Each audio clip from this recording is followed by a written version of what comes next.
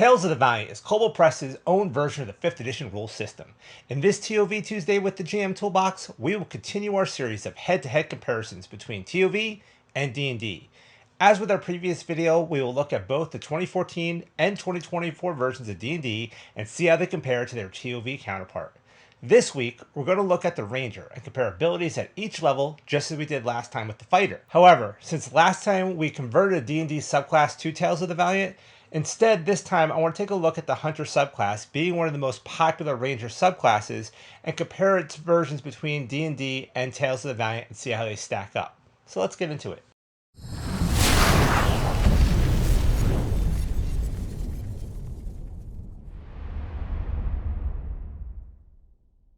Hello everybody, I'm Joe and this is the GM Toolbox, your go-to place to get all the tools you need to enhance your TTRPG games. Before we get started today, if you enjoy the content I'm bringing you and you want to see more, please help support the channel by taking a moment to subscribe and hit the like button. I know many who watch the channel don't always take the time to do so, and I'd hate to have to start giving you subliminal messaging just to like and subscribe, so let's just do that now.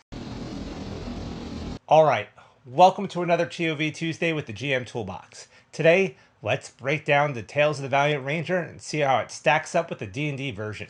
Then let's take a look at the Hunter subclass from both the new and old players' handbooks and compare with the TOV version. Let's start with a look at the class tables from all three books. Unlike some of the other classes such as the Fighter from last week, we notice here that levels in which we get subclass features in Tales of the Valiant are the same as in the D&D version. We see features at levels 3, 5, 11, and 15, so converting a subclass from 5e to Tales of the Valiant is pretty easy. For the most part, we can just use it as is. It is worth noting though that the TOV conversion guide lets us know that some features in the base classes have obviously changed.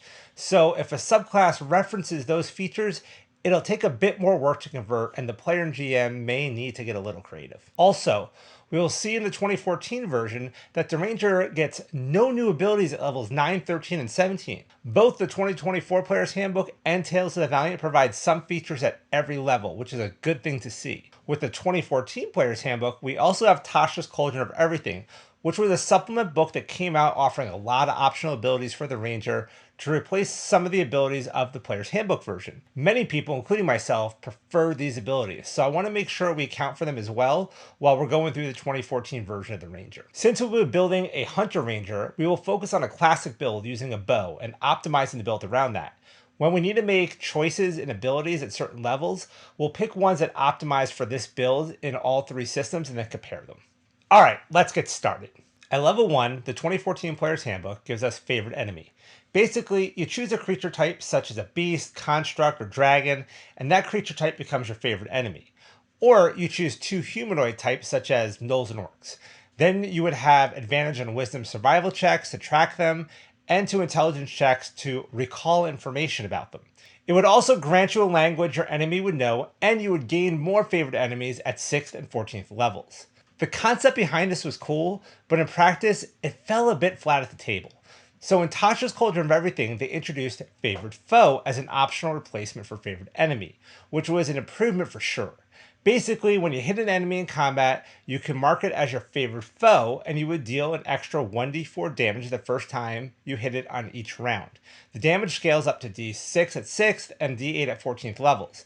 However, this required concentration, so it basically replaced Hunter's Mark since you can't concentrate on both. Hunter's Mark was definitely stronger at the lower levels, but it required a spell slot where Favorite Foe did not. The scaling damage was nice though, so overall, I call Favorite Foe a better choice. The 2024 Player's Handbook reimagined Favorite Enemy and Favorite Foe into one superior concept.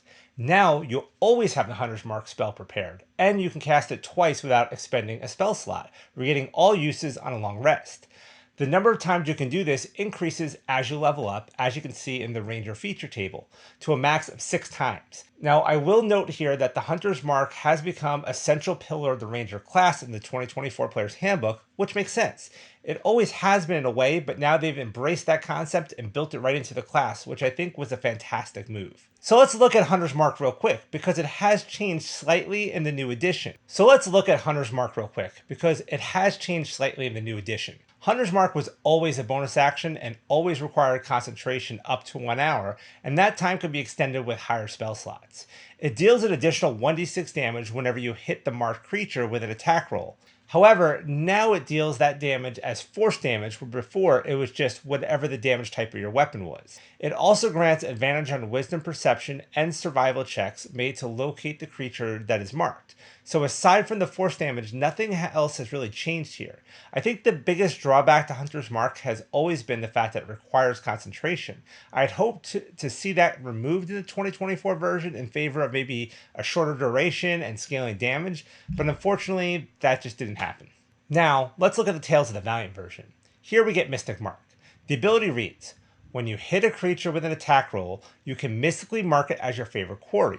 The creature remains marked for 1 minute until you use this feature to mark a different creature or until you become incapacitated. While a creature is marked, including for the attack that triggered the mark, you deal an extra 1d4 damage to it of the same damage type as the weapon each time you successfully hit it with a weapon attack. You can use this feature a number of times equal to your proficiency bonus. You regain all uses when you finish a long rest. The extra damage increases as you gain range levels, becoming a d6 at 6th level, a d8 at 13th, and a d10 at 17th. So we can see here that this ability is closer to Favored Foe of Tasha's, but without the concentration, and it works on every hit, not just the first one. So it's similar to Hunter's Mark in that regard, but the number of uses scales with proficiency bonus just like Favored Foe did, and the damage scales as well, though it scales higher than the D8, coming a level sooner at 13th instead of 14th, and we get up to a D10 at 17th level. One last thing to note, Hunter's Mark is gone. It's not in Tales of the Valiant at all because you don't need it thanks to this ability. In both Tales of the Valiant and 2024 D&D, these abilities are a core foundation of the class, which I love. Both are improvements over 2014, which is a win. However, I'd say that TOV has the overall better ability here. Moving on, we are not done with level 1 yet. The 2014 Player's Handbook gives us Natural Explorer. Basically, we choose a favorite terrain type, such as a forest, grasslands, mountains, or something else, and we get a bunch of benefits when traveling that terrain type. We get to choose another at level 6 and another at level 10. This is another ability that sounds cool in theory, but fails at the table. It is just too situational, just like the 2014 Favorite Enemy. When you get to use it, it's great, but that's not going to be all the time, where other classes get abilities at level 1 that they are using constantly. Fortunately, Tasha's Cauldron of Everything then came in with Deft Explorer as an optional replacement of Natural Explorer, which provides us some fun abilities at levels 1, 6, and 10. At 1, we get Canny, which doubled our proficiency bonus on one skill and gave us 2 new languages. Then we got Roving at 6th level, which increases our walking speed by 5 feet and gives us climbing and swimming speeds equal to our walking speed. Finally, we get Tireless at 10th level, which allowed us to get 1d8 plus our wisdom mod in 10 hit points, and we could use this a number of times equal to our proficiency bonus per long rest. It also lets us decrease exhaustion levels by 1 on a short rest. Overall, this was a huge improvement, and I think many people chose this over Natural Explorer when building out their Rangers. The 2024 Player's Handbook kept these abilities from Tasha's. However, they renamed Canny to be just Deft Explorer and moved it to level 2, and then they just granted Roving and Tireless as their own standalone abilities at their respective levels. So you don't see any benefits at all from these at level 1. But aside from that, there's no changes to the abilities themselves from Tasha's. Tales of the Valiant took a different route here. You get an ability called Explorer. This is a bit of a combo of Deft Explorer and Natural Explorer and the 2014 Favorite Enemy, but with some improvements. You gain either a climbing speed or a swimming speed equal to your base movement. This is similar to Roving, but without the 5 feet increase in movement, and you get climbing or swimming, but not both. Roving is certainly better, but you get this at level 1 instead of level 6, so it seems like a fair trade. Also with Explorer, we see an updated ability from Natural Explorer. You have advantage on checks to track a creature, not a specific type of creature, all creatures. This is nice. This is what Rangers are great at, and I really like this change. I play a Ranger in a game, and I'm always tracking, so to have advantage on all my checks would be a huge boon for me. Last, our speed isn't halved when moving through non-magical or magical difficult terrain. We still would suffer other penalties that difficult terrain will cause, though. This one seems to only affect you and not your party like it did in the 2014 Player's Handbook version of Natural Explorer, but it also works in magical difficult terrain, so that's a nice improvement. I'm a little torn here. I like that we get all three of these abilities at level 1, and I think it's better than the 2014 Player's Handbook. However, I will miss Canny's double proficiency bonus and 2 languages, even if it is at level 2 instead of level 1 in the 2024 version. Basically, we get a weaker version of a level 6 ability from Deft Explorer and a small piece of both Favorite Enemy and Natural Explorer made better, but leaving out the rest of both abilities. Design and power-wise, it makes sense, and I think these are the most important bits of those abilities. I just wish we had a little bit more here. Tales of the Valiant wins this particular category for me, at least from a level 1 perspective. But the 2024 Player's Handbook, I think, makes up for it in other ways, and definitely as the other levels come out. 2 more things for level 1. The 2024 Player's Handbook gives us spellcasting at level 1. Now, both Tales of the Valiant and the 2014 Player's Handbook don't do this until level 2. Now, it makes sense that the 2024 PHB does this because of Hunter's Mark being a central part of the class now. You need to be able to cast it. You're getting 2 prepared spells here and 2 first level spell slots. Hunter's Mark is always prepared and doesn't count against that total, so you get 2 other spells. Also, if you have used up your free uses of Hunter's Mark, you can still use spell slots to cast it, so you have a potential of casting it 4 times at level 1. That is more than even Mystic Mark. That's pretty nice and a big win for the 2024 Player's Handbook version of the Ranger. Also, the 2024 Player's Handbook Ranger gets Weapon Mastery. Now, if you recall from my previous video, Weapon Mastery allows you to choose a certain number of weapons that you'll have mastery in, and those weapons will gain some kind of cool passive ability. For instance, our Ranger will likely use a longbow, which has the Slow Mastery. If you hit a creature with this weapon and deal damage to it, you can reduce its speed by 10 feet until the start of your next turn. If the creature is hit by more than one weapon that has this property, the speed reduction can exceed 10 feet. The Ranger can have mastery in 2 weapons, and these can be swapped out during a long rest. So your Ranger may also have his longsword or some other weapon they can also have mastery in. It is worth noting, however, that Tales of the Valiant has weapon options available for use. For the longbow, that'd be pinning shot, which allows you to pin a target to an object such as a wall or a piece of furniture, reducing its movement speed to 0. Now, keep in mind that this is in lieu of damage. It is more powerful than D&D's weapon mastery of slow, but you give up doing the damage to do it. Of course, once you have extra attack, you can use one of your attacks to use a weapon option while still doing damage with the other attack. There's also some other ways you can use weapon options, which we'll get into soon. So looking back, the 2014 Ranger got Favorite Enemy and Natural Explorer with the options of Favorite Foe and Deft Explorer's Canny from Tasha's. The 2024 Ranger got a new updated version of Favorite Enemy, Spellcasting, and Weapon Mastery, and then Tales of the Valiant got Mystic Mark and Explorer. Overall, when scaling and leveling comes into play, I think Tales of the Valiant has more useful abilities here and wins, especially as we progress and level up. However, I think if we're purely looking at a level 1 Ranger here and not beyond that, the 2024 Ranger has the edge with its extra chance to cast Hunter's Mark with using its spell slots and having its weapon mastery at level 1. At the very least, the 2024 Ranger can outdamage the TOV Ranger, but the TOV Ranger will be more useful outside of combat. So I'd say they're pretty even. So that kind of wraps up level 1. And I know level 1 is a lot for the Ranger. There's a lot to go over there. But let's move on to level 2. So in the 2014 Player's Handbook, we get to pick a fighting style, and we gain spellcasting. Since we're building a hunter that uses a longbow, we're going to take the archery fighting style, granting a +2 to attack rolls with ranged weapons. The 2024 Ranger now gets Deft Explorer, which was formerly the candy portion of the Deft Explorer in Tasha's. This is the one that granted us double proficiency bonus to one of our skills and 2 languages. We also get a fighting style here, which if you recall from our previous video, fighting styles are now a type of feat, but nothing has really changed about them.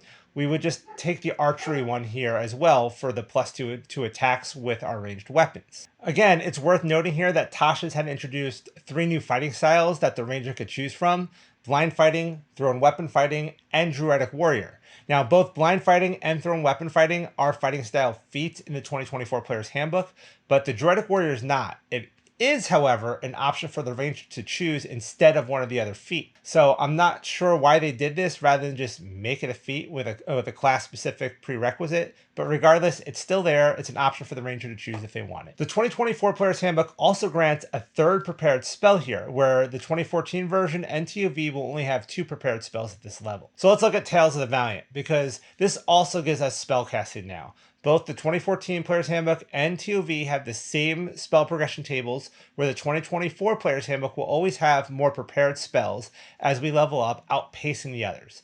The number of spell slots, however, remains the same with the exception of level 1, where the TOV and 2014 D&D don't have spells yet. Then we get to choose a martial action. With our fighter last week, we took Quick Strike, which let us make 2 attacks with our offhand weapon instead of 1. This could be a solid choice if we want to be building like a Drizzt style ranger, but we're going with a bow style hunter, so we're going to take aim.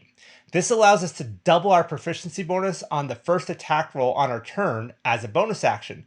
So rather than the +2 on all the attack rolls we get with the archery fighting style, we get a +4 to 1 attack, and that scales with level. By the end of the game, we're getting a +12 to an attack if we use our bonus action to aim. Now, I'll take this over the archery fighting style any day. I'd say level 2 is an easy win for TOV. Plus, with the ability to use a weapon option as a bonus action, it may be passing to level 1 2024 Ranger as well by now. So it's looking pretty good. Level 3. Here, in all 3 systems, we get our subclass. Now, as I mentioned, we're going to take the Hunter subclass, and both the 2024 Player's Handbook and Tales of the Valiant have their own versions of this compared to the 2014 one, but I want to tackle this later on in the video so we can focus on it. For now, we'll just note that we get a subclass and subclass features here. Okay, level 4. All 3 systems are going to get an ability score improvement or a feat or a talent here. Moving forward, I'll just note any level where we get an improvement as it'll be the same as this level, but let's break down what we get in each system now. So in 2014 D&D, we get to choose to add +2 to 1 ability score or +1 to 2 ability scores, or we could choose a feat. If we're going to take a feat here, a popular one to choose would have been Sharpshooter. This grants 3 different abilities. First, attacking at long range doesn't impose disadvantage on our attacks. Second, we ignore half cover and 3/4 cover. And last, we can make a ranged attack with a weapon we're proficient with and choose to take -5 to the attack and +10 to damage if we hit. This is a great feat. The problem is it may be too good at lower levels and maybe not good enough at higher levels. I know more than one DM who either won't allow this feat or will homebrew a modified version based on proficiency bonus for the last part, where you suffer minus your proficiency bonus on the attack and double your proficiency bonus on the damage. It scales much better that way. In the 2024 Player's Handbook, we again can choose to add +2 to 1 score or +1 to 2, or take a feat. Now, the Sharpshooter feat in 2024 got a big overhaul, and I'm not sure I like it. They may have gone too far here. First, we get a +1 to our dex score. This is good. All general feats in 2024 Player's Handbook gives us a +1 to a relevant ability score. So I'm good with this change. It still bypasses the half and 3/4 cover, and it still lets you make long-range attacks without disadvantage. However, they've completely dropped the -5 to attacks +10 to damage, and instead granted the ability to fire in melee range. So now being within 5 feet of an enemy doesn't impose disadvantage on attack rolls with a ranged weapon. Though I like this ability, the complete loss of the -2 attack and +2 damage kind of feels a little lame. I would prefer to see the homebrew rule I mentioned using proficiency bonus earlier. So I have very mixed feelings on this one. In my D&D game, I play a ranger and I have Sharpshooter, and we use the homebrew method I mentioned. Now, I will talk to my GM about this change, and we're still undecided if we're going to be using the 2024 Player's Handbook or Tales of the Valiant in that game. But I don't love the idea of losing that whole risk-reward damage thing. In Tales of the Valiant, we can choose between +2 to 1 ability score and +1 to 2 ability scores, just like we can in D&D, or we could take a talent. Now, as I mentioned before, talents are TOV's versions of feats. However, when we choose to take a talent in TOV, we can add +1 to any ability score we want. So rather than baking that +1 into a talent and specifying which ability score you have to take, TOV lets you choose the ability score, and it can be whichever one you want. And I really do like that. Now, in Tales of the Valiant, for our talent, we have Ranged Weapon Mastery, which is TOV's version of Sharpshooter. Here, we again don't have disadvantage on those long-range attacks, but also we don't have disadvantage when a creature is within 5 feet of us, just like in the 2024 Player's Handbook version. However, here's where they made a change that I think works really well and helps to balance out the power.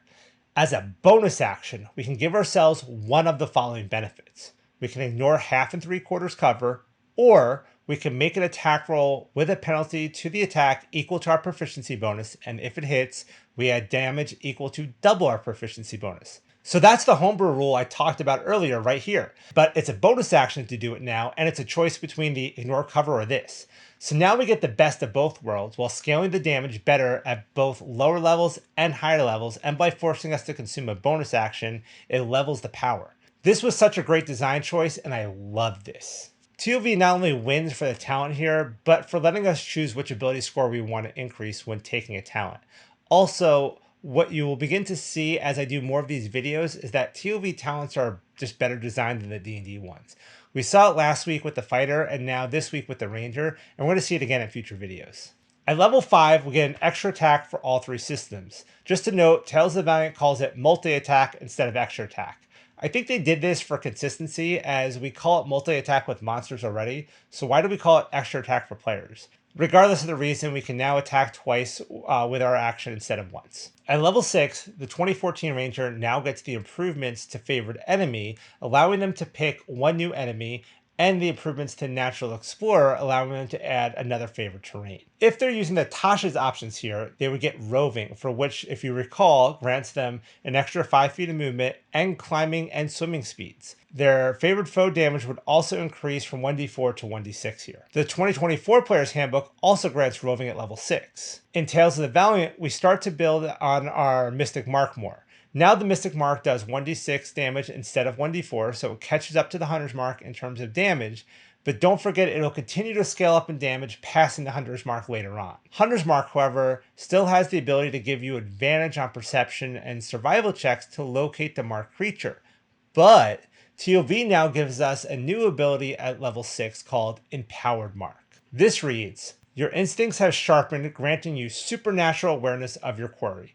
While a creature marked by your Mystic Mark feature is within 60 feet of you, you know its exact location and it can't gain advantage on attacks against you as a result of being invisible or otherwise unseen. In addition, when you attack a marked creature within 60 feet of you, an inability to see it doesn't impose disadvantage on your attack rolls against it. So now there are no checks to make. You just know where the creature is while it's within 60 feet of you, even if it's invisible. Also, you don't have disadvantage on attacks against it if you can't see it, such as when it's invisible or in darkness or even magical darkness. Granted, the Hunter's Mark doesn't have this distance restriction, so it does have a use if you're trying to follow a creature somewhere, but you still have to, make those checks and you could fail them. And honestly, it's rare that you're using that, using Hunter's Mark in that manner at all. More often, you're just using it in combat, and this Empowered Mark is way more useful there. At this point, I find that Mystic Mark has surpassed Hunter's Mark in power and usefulness in most cases. At level 7, we get subclass features in all 3 systems. Again, we're going to talk about the subclasses later on in this video. At level 8, we again get an ability score improvement or a feat or a talent, just like at level 4. However, the 2014 Player's Handbook also gives us an ability called Land Stride. It's a bit unusual for a class to get an ability score improvement and another ability at the same time, and considering the Ranger has 3 levels where it gets nothing at all, I think they could have maybe designed this a little better.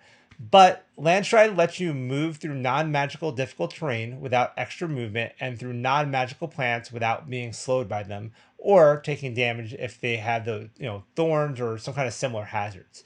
Also, you have an advantage on saving throw against plants that are magical and created to manipulate or impede movement, things like the Entangle spell. This all sounds okay, but all super situational again.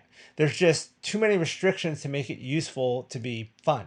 At level 9, the 2014 Player's Handbook gives nothing other than 3rd level spell slots, but the other 2 systems do that too, and that being the only thing is very underwhelming for a class that isn't a full caster. The 2024 Player's Handbook gives expertise. We could choose 2 skills that we lack expertise in and gain it for those skills, allowing us to double our proficiency bonus for them. This is always a solid ability in any class. Combined with Canny, we now have expertise in 3 skills on the Ranger, so I'm here for it. However, if you have a rogue or a bard, this may be less important to the party, but for the player, it's pretty great. I would for sure have it in survival, and I'd probably take maybe acrobatics and perception, but it's up to you on what you want to be gaining expertise with. It's just fun. Tales of the Valiant gives us an ability called Stalker Step. Now, this is just a copy of Nature's Veil from Tasha's, which was meant as an optional replacement for Hide in Plain Sight. Now, both of those abilities are level 10 abilities, which we're going to talk about here in a minute. What Stalker Step does is, while in dim light, darkness, or if we are lightly or heavily obscured by foliage, mist, or some other kind of natural phenomena, we can use a bonus action to magically become invisible along with all of our gear until the start of our next turn. It does end early if we attack or cast a spell, and we get a number of uses of this equal to our proficiency bonus per long rest. I really like this ability. There's no more taking time to build camouflage and getting a bonus to a roll. We just are invisible in the right conditions. It's great for getting the jump on people in combat or other situations. I wish it lasted a little longer than one turn, but overall, I just really like this. Both the 2024 Player's Handbook and TOV come in at level 9 with solid choices. It's hard to say which is better. Stalker Step feels more ranger, but expertise is awesome, so I'm going to call this one a draw between them. All right, level 10. So here's where the 2014 Ranger gets the Hide in Plain Sight ability. This requires us to take a full minute to create camouflage, and we have to have access to mud, dirt, plants, and other natural materials to do it. Then we have to take the hide action, and we get a plus 10 to our check. So it may not even work. Let's face it, this one wasn't great, and again, super situational. So in Tasha's, they offered Nature's Veil, which, as I mentioned above, does the exact same thing as TOV's 9th level ability, Stalker Step. You can turn invisible as a bonus action, though it doesn't have the restrictions of needing dim light or darkness or the obscurity. So it is a bit more powerful in that regard, but also you get it one level later. So regardless, it's a huge improvement over Hide in Plain Sight. The 2024 Player's Handbook is going to give us Tireless, which was first introduced in Tasha's as part of Deft Explorer. So our 2014 Ranger using Tasha's would get this as well. We covered this back at level 1, but as a quick refresher, it lets us get temp HP equal to 1d8 plus our wisdom mod, and also whenever you finish a short rest, your exhaustion level, if you have any, is decreased by 1. Tireless is a great option, and I have no complaints about it. Tales of the Valiant at level 10 gives us a heroic boon. Now, heroic boons are really cool. They are slightly more powerful abilities that every class gains at level 10. There are 2 choices each class can choose from. However, by design, Kobold Press plans to add more choices in future books, giving our core classes more options. But as of today, in the player's guide for the Ranger, they can choose between Path of the Predator or Path of the Sage. Path of the Predator allows you to mark a creature with your Mystic Mark as part of rolling initiative. No attack needed. Also, if a creature with your mark dies, you can use your reaction instead of your bonus action to move the mark, which means you can even move it even move your mark if it's not your turn. Plus, this frees up your bonus action for a number of other things. Path of the Sage lets you learn 2 cantrips of your choice from the primordial spell list. Keep in mind that in TOV, rather than class-specific spell lists, there are 4 spell lists: Arcane, Divine, Primordial, and Weird. Rangers use Primordial, similar to Druids. Besides the 2 cantrips, you learn 2 ritual spells from the primordial spell list. These don't count against your known spells. Ritual spells work a little differently in Tales of the Valiant than from D&D. They are on a separate spell list, and they can only be cast as rituals. They don't use spell slots at all, and you can't use a spell slot to cast them quicker. This doesn't mean much for the Ranger, but when we start to cover full caster classes, you'll see that they have a separate number of ritual spells from their normal known spell list. For both the cantrips and the rituals, you're going to use Wisdom as your spellcasting mod, and you can replace 1 cantrip and 1 ritual with a new one whenever you level up, if you so choose. At level 11, we get a subclass feature in all 3 systems. Again, we'll cover that later on. At level 12, we get an ability score improvement or a feat or a talent in all 3 systems again. At level 13, the 2014 Player's Handbook gives us no new abilities at all. The 2014 Player's Handbook gets an ability called Relentless Hunter, which is a much needed ability. Now taking damage can't break your concentration on Hunter's Mark. This helps for sure, but I still feel like Hunter's Mark shouldn't require concentration to begin with. Tales of the Valiant gets its next bump to Mystic Mark, bringing the damage to a d8. So now it has passed Hunter's Mark in damage as well. And don't forget, Mystic Mark does not require concentration at all.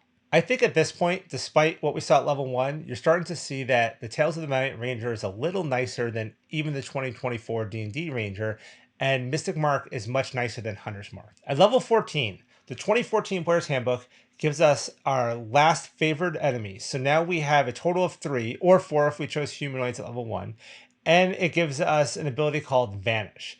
Vanish lets us make the hide action as a bonus action, and we can't be tracked by non-magical means unless we choose to leave a trail. Here's another 2014 Ranger ability that falls short.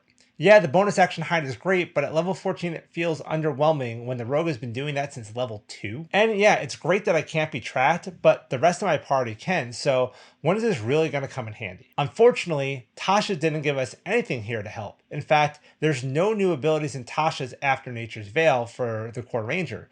So the 2014 Player's Handbook Ranger gets what it gets from here on out. The 2024 Ranger now gets the Nature's Availability that TOV got at level 9 and the 2014 Tasha's Ranger got at level 10. Again, like the level 10 Tasha's version, this one doesn't require the dim light or darkness or lightly or heavily obscured to use it like the TOV version does, but we're also getting it 5 levels later, so not sure that's a big win compared to TOV. The Tales of the Valiant Ranger gets Keen Sense out to 10 feet at level 14, which is TOV's version of Blind Sight. Keep in mind that Keen Sense relies on your sense of hearing, so if you're deafened, it doesn't work. This is similar to the 2014 Ranger's level 18 ability, Feral Sense, but it's a cleaner design and we get it 4 levels sooner. However, we only get Keen Sense to 10 feet, where the Feral Sense goes out to 30 feet. At level 15, we get our last subclass feature for all 3 systems. Just a reminder, we're going to compare the Hunter from all 3 systems once we're done with the core class, so stick around a bit longer for that. At level 16, we get an ability score improvement or a feat or talent for all 3 systems again. At level 17, the 2014 Ranger once again gives us nothing aside from access to 5th level spells, but just like before, the 2024 Ranger and the TOV Ranger do the same. The 2024 Ranger also gives us an ability called Precise Hunter. This is another ability building on Hunter's Mark. This particular ability grants advantage on attack rolls against your marked target. Can't argue with this one, having advantage is great. It does make me wish we still had a version of Sharpshooter where we can take the attack penalty for more damage, because when you have an advantage on attack, it's a little less scary having that penalty. It's just unfortunate that the Hunter's Mark damage is still a D6 at this point. Speaking of which, Tales of the Valiant is now giving us a D10 damage on our Mystic Mark. So even though we don't have advantage on the attacks, we're doing more damage when we hit. I would be curious to do the math here, however. I wonder if having advantage against the marked target with a D6 Hunter's Mark would outdamage the non-advantage with a D10. I'll leave that one to the number crunchers because it is possible. However, don't forget that I can use my bonus action to add double my proficiency bonus to attacks with my aim martial action. So that's plus 12 to hit, and at this point in the game, that may beat advantage. At level 18, the 2014 Player's Handbook gives us Feral Sense. This is like the TOV's Keen Sense from level 14, but with greater range. Now, I'm not sure why they didn't just give us Blind Sight to 30 feet here. It would have been a simpler, cleaner way to do this, but it's a solid ability. However, the sense still relies on sight and sound, so unlike the TOV ability, if you're deafened or blinded, it won't work. It's a good ability, but not great this high a level, and again, I think it could have been better just to have blind sight, especially at this high a level. And you know what? That's exactly what the 2024 Player's Handbook does. Feral Sense now grants blind sight to 30 feet. The 30 feet is better than TOV's 10 feet, but also this is level 18 instead of level 14. I think I take the 10 feet at 14, though for the Archer style Ranger, the 30 feet is certainly more useful. Now, Tales of the Valiant at level 18 comes in with an ability called Strider. Your movement never provokes opportunity attacks, and you have advantage on any check made to resist an effect that would cause you to become grappled, restrained, or paralyzed, or that would otherwise reduce your movement speed to 0 feet. Remember Land Stride from the 2014 Ranger back at level 8? This is what it should have been. This is way more powerful, which is why it's all the way at level 18, but it's useful in many situations, not just with plants. Plus, we no longer provoke opportunity attacks from movement. That's fantastic. This is a well-built and useful ability for the Ranger. Level 19 sees the last ability score improvement or feat or talent for the 2014 NTOV Ranger.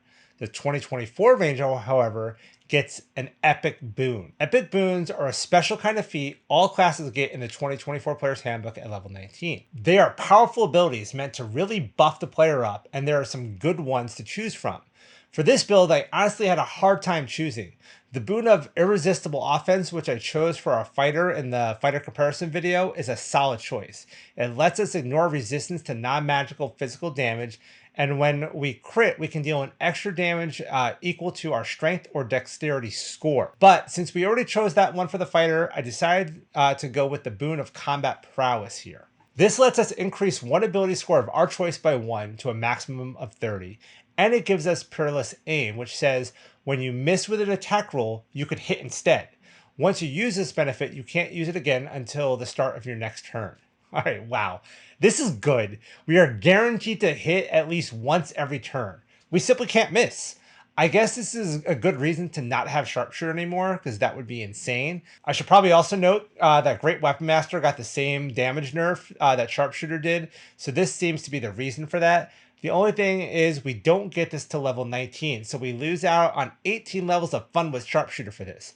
Not sure it's worth it or not since so few games reach this level, but regardless, this boon is pretty freaking awesome, guys. At level 20, the 2014 Ranger gets Foe Slayer, which lets us add our Wisdom modifier to the attack roll or damage roll of an attack made against one of our favorite enemies. This is fine, nothing really too wrong with it. I wish it would add the Wisdom modifier to the attack roll and the damage roll, but maybe that's too OP. It could just be wishful thinking on my part. The 2024 Ranger also gets Foe Slayer, but it's been redesigned to work with Hunter's Mark. Now, Hunter's Mark does 1d10 damage instead of 1d6. This is great. It puts the damage in line with Mystic Mark, though Mystic Mark's other abilities from the Empowered Mark we got at level 6 still makes it better, but this improved damage is a good thing regardless. But I still would rather have seen the damage scaling throughout the leveling process like Mystic Mark did, rather than waiting until level 20 where we won't get much use out of it as we probably won't be playing much more once we hit level 20. Tales of the Valiant gets an epic boon at level 20. Now this is different from the epic boon feats we see in the 2024 Player's Handbook.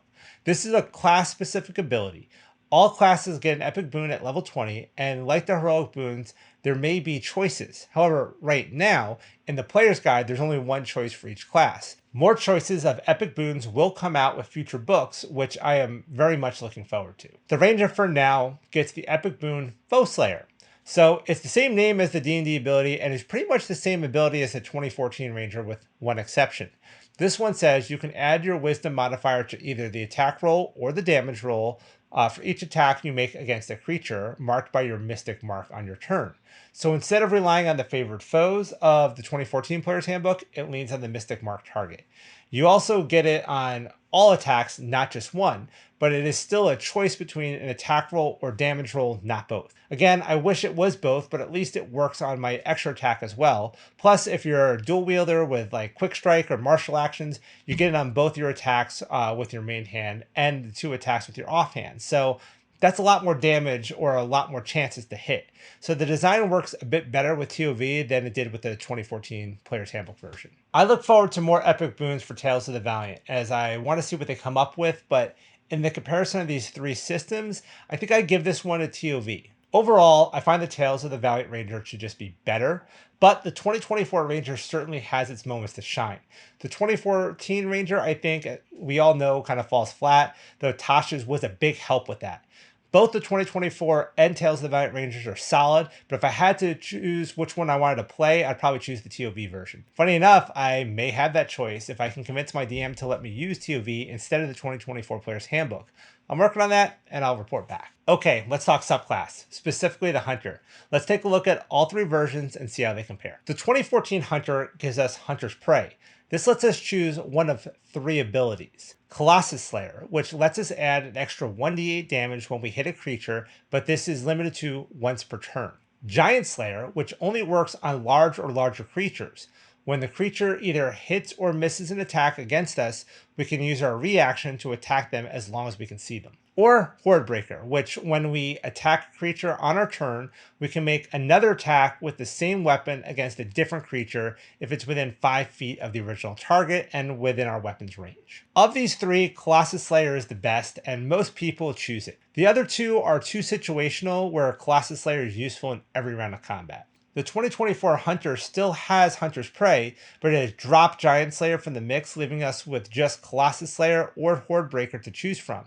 However, we could swap out which one we can use during a short or long rest. So even though Colossus Slayer may be better in most cases, if you know you're going into a combat with lots of enemies, you can have Horde Breaker ready to use for that combat. I always like when I can swap out choices like this, and I think it's just a overall good design choice for sure. Additionally, the 2024 Hunter gets a new ability called Hunter's Lore, which lets us know the strengths and weaknesses of our Hunter's Mark target. We know whether they have immunities, resistances, or vulnerabilities, and what they are. We don't have to choose one and ask, does it have any vulnerabilities? We just get the answer to all these questions. Another solid design choice for the Hunter. The Tales of the Valiant Hunter gets Hunter Calling spells, which are spells granted at various levels, just like a Cleric or a Druid may get. These are pretty cool and useful spells that fit the theme of the Hunter well. You can see here the list, and none of these spells have really changed from their 5e versions except for the one we get at 17th level, Greater Hold. TOV has changed the Hold Person and Hold Monster spells to just Hold and Greater Hold. Where Hold Person only affected humanoids, Hold affects any creature of size medium or smaller that's not undead, and Greater Hold affects any creature regardless of their size that's not undead. They have broadened the scope of the lower level Hold Person spell, but the Greater Hold is just a renamed Hold Monster spell.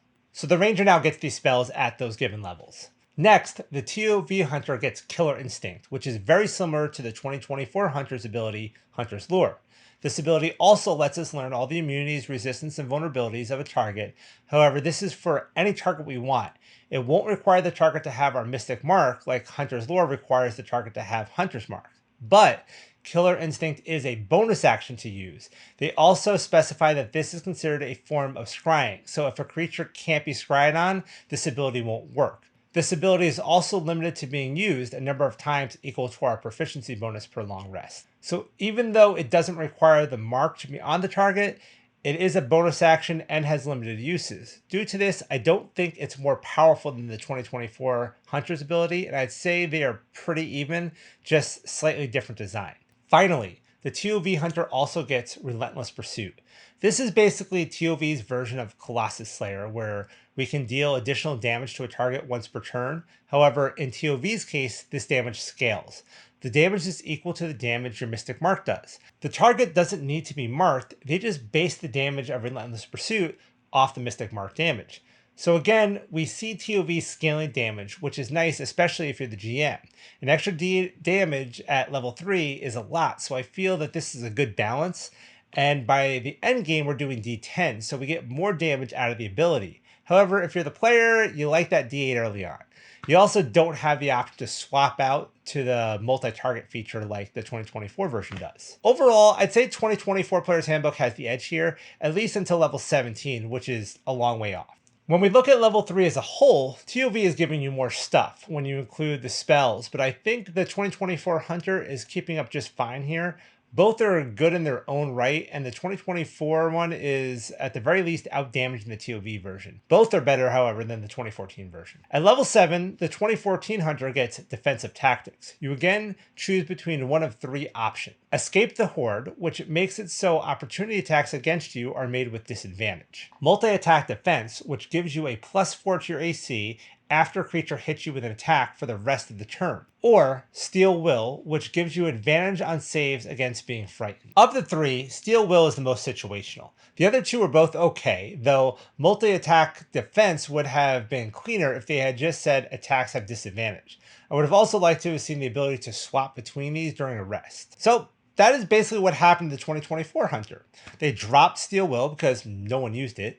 They changed multi-attack defense to disadvantage on attack rolls for the rest of the turn after you get hit. And they make it so you can swap which one of these 2 you want to have usable during a short or long rest. So, well done. Tales of the Valiant came up with a really cool ability for 7th level. It too is defensive in nature, but they took all the good stuff from defensive tactics and rolled it up and made it easier to use. It's an ability called Favored Foe, and this is not the Favored Foe of Tasha's Cauldron of Everything. This lets you choose, as part of a long rest, a monster type of aberrations, beasts, celestials, constructs, dragons, elementals, fays, fiends, giants, monstrosities, oozes, plants, or undead, just like Favorite Enemy did in the 2014 Player's Handbook, however, without the option of choosing 2 humanoid types. Whichever enemy type you choose has disadvantage on attack rolls against you, and you have advantage on saves against being charmed, frightened, or possessed by them. And this lasts for 24 hours. I really like this design choice here. Rather than it affecting a single creature for a single turn, it affects an entire creature category and for a full day. For me, this is the winner for this level for sure. I only wish we could choose the 2 humanoid types instead of the 1 monster type, but maybe that'd be too much overkill. Regardless, this is a great ability and I absolutely love it. At level 11, the 2014 Hunter gets something crazy. They get an ability called Multi-Attack, which, from a design perspective of the game, may have been a bad name choice since we already have Multi-Attack on monsters and Extra Attack on PCs. I think it's a bit confusing, but this Multi-Attack lets you, again, choose from one of 2 abilities. One is for ranged weapon users and the other is for melee weapon users. The first one is Volley. This states that you can use your action to make a ranged attack against any number of creatures within 10 feet of a point of your choosing within your weapon's range. You must have ammunition for each target, and you have to roll a separate attack roll for each target. To be clear, this would let the hunter attack between 21 and 25 targets depending on how far you consider a diagonal movement. Granted that all the creatures would have to be clustered, but that's a lot of targets and a lot of attack rolls, and as a GM, I hate this. This person's turn could potentially take way too long, and it's just too powerful. Sure, a fireball can hit all of them too and deal more damage, but that also burns a 3rd level spell slot. The hunter couldn't potentially do this every turn. It's just a bad design. The other option here is for the melee attacker, which is called Whirlwind. It basically does the same thing, but for each creature within 5 feet of you. At best, there will be 8 targets. Again, this sounds cool, but in practice, it takes too long and it's a bit much. It makes extra attack feel weak in comparison. I just don't like it. I think most GMs would agree here. The 2014 Hunter gets rid of the ability, thankfully, but the new ability they put in feels a bit lackluster and weird in comparison. They get an ability called Superior Hunter's Prey. Once per turn, when you deal damage to a creature marked by your Hunter's Mark, you can also deal that spell's extra damage to a different creature that you can see within 30 feet of the first creature. So we went from hitting 20 plus targets for 1d8 plus dex to hitting 1 extra target for an extra d6, and that target can be 30 feet away from the primary target. I don't even know how that works. For a level 11 ability, this feels pretty meh. We went from an overpowered ability to an underpowered one. The Tales of the Valiant Ranger gets an ability called No Escape. And this is actually a cool ability. When a creature marked by our Mystic Mark attempts to move, you can use your reaction to magically teleport up to 30 feet. If you teleport to a space within your weapon's reach of the target, you can immediately make an opportunity attack as part of the same reaction. When I first read this, I felt like it was a much better design for a melee hunter than a ranged hunter like we've been working towards in this video. If my enemy tries to run away, I can teleport to him and get an opportunity attack. That's pretty cool, but ranged attackers don't get opportunity attacks, so this isn't as good for them, right? Well, actually this is pretty great for them. Despite the ability's name of No Escape, this lets our bow-wielding ranger escape easily. We are attacking from a distance, and then the enemy decides to close ranks with us. We use our reaction to teleport 30 feet away, staying out of their reach and keeping to a safe distance. We won't get the opportunity attack, but that's the trade-off for staying a safe distance away from combat while raining down death on our enemies, right? If I was to ask for one improvement to this ability, it'd be that instead of the opportunity attack, we could choose to use a weapon option as part of our reaction. Then we could use pinning shot on them and then teleport away. So now their movement is 0 and we get even further away. It'd be such a killer combo. Maybe too strong though. Still, we could dream. I think TOV clearly has the better ability at level 11. The 2014 one was way too broken and the 2024 one was way too underwhelming. TOV nailed it here. Finally, at level 15, we get our final subclass feature. For the 2014 Ranger, that is Superior Hunter's Defense. This is once again an ability where we have to make a choice between multiple abilities. As I've said before, I like choices, but these choices seem a bit on the weaker side. The first choice is evasion, which is just like the rogue's evasion, letting us reduce the damage of a dex save effect like a fireball in half on a failed save or to 0 on a successful save. Next is stand against the tide, which states that when a hostile creature misses you with an attack, you can use your reaction to force that creature to repeat the same attack against another creature of your choice. This one is odd. How would that work? Do you just tell it to attack something else and it does it because you said so? Or is it that you're deflecting the attack? It just feels weird to me. Last is Uncanny Dodge, which again is just like the Rogue's ability where you can use your reaction to have an attacker's damage against you. I'm not a fan of this level 15 ability. Just like at level 14 for the 2014 Ranger with Vanish, we're getting low-level rogue abilities. I could just multi-class and rogue and get these all much sooner. And Stand Against the Tide just feels strange to me. I'm not liking the level 15 Hunter in the 2014 Player's Handbook. Thankfully, the 2024 Hunter came in and gave us a new defensive ability that is much simpler and cleaner and works really well. It is Superior Hunter's Defense. When you take damage, you can take a reaction to give yourself resistance to that damage and any other damage of that same type until the end of the current turn. I like it. It's clean, it's easy, it works for both AoE or single target damage. It's like rolling up evasion and uncanny dodge into one with just giving resistance to that damage type for the whole turn instead of one attack. Another great improvement over the 2014 version. Tales of the Valiant gives us an ability called Predator's Shield, which is a better version of the 2024 Hunter's Superior Hunter's Defense. Again, when we take damage, we can use our reaction to gain resistance to that damage, but it gives us resistance to all damage dealt by that target for 1 full minute. So rather than just one damage type like slashing or fire, we get resistance to all damage types from that target. And instead of it lasting until the end of the turn, it lasts for a full minute and it does not require concentration. It will, however, end if you become incapacitated. There is a limitation here, however. You can only use this ability once per long rest. I'd say this is a fair trade-off for the bump in power. I think I like the TOV version better, but since the 2024 version doesn't have the use limitation, I'd say they're pretty even power-wise. So I'd say that overall the TOV Hunter comes out ahead thanks to those level 7 and level 11 abilities. The level 3 and 15 abilities are pretty close with the 2024 Hunter. Both are pretty well done and should be fun to play, but the TOV Hunter still comes out slightly ahead.